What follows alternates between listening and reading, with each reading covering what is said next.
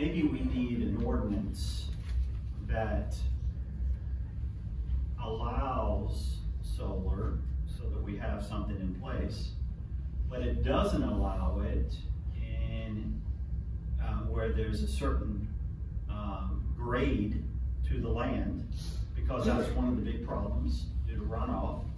We would have requirements that the topsoil would have to be replaced at a certain depth upon completion. There would be a bond in place, probably to the tune of about 15% of the project costs, to cover disposal. The stuff that would otherwise go into a landfill, you know, if they decide to abandon it at a later date, in such a way that we have an ordinance, but they really gotta wanna do it in order to be able to do it in Bedford County.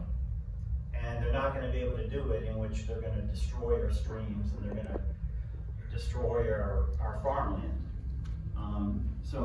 What I'd like to know is, if we went that route, because I think we might have to do this because they're going to force our hand, can we draft an ordinance with those types of restrictions, or does the General Assembly tie our hands and not allow us to do that as well? Frankly, I'm not thrilled with the way things are going at the General Assembly level, but given the makeup of the General Assembly right now and the way it's being characterized as positions for localities such as Bedford County, they're basically trying to portray us as, you know, something we're not. That's because we're the #1 most desirable county in the state of Virginia for the solar field. I think we've got to do something to put enough restrictions on it so that they're not going to destroy our properties. I don't know what our options are, but I'd like it to be costly if they want to do business in Bedford County.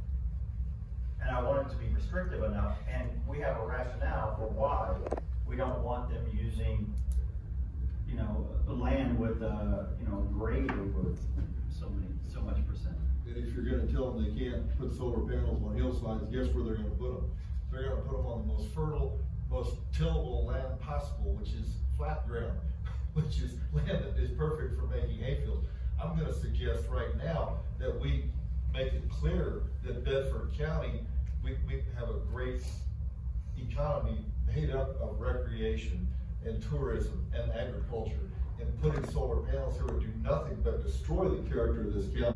Making out language where they can put it in here, I think that's insane. I don't disagree with your sentiment, Mr. Davis. My concern is they have all the cards in their hands, and I think we might have to do something preemptively.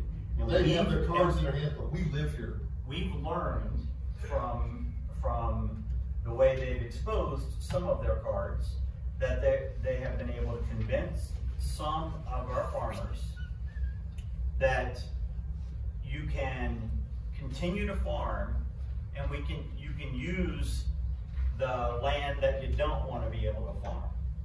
And what I want to do is say, no, you can't use that land.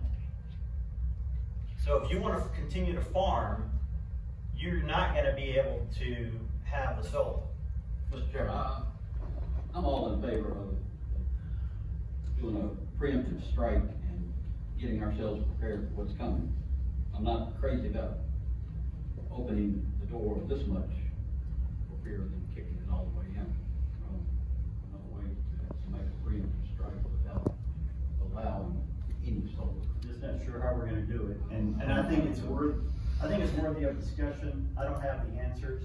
That's why I'm asking staff for some help here, because we see it coming. And I think we all have the same goal.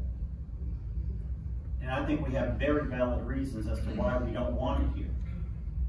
But the problem is, they are characterizing it as we don't have valid reasons, and we're just being NIMBY, and that is not the case. We have very valid reasons, but it's being dismissed, and they're characterizing our position because we don't have a stated position. And that's where I think there needs to be some type of consideration in the next year of how we're gonna address this issue. I can't make my point strongly enough that we need to stand up to these people and just say no.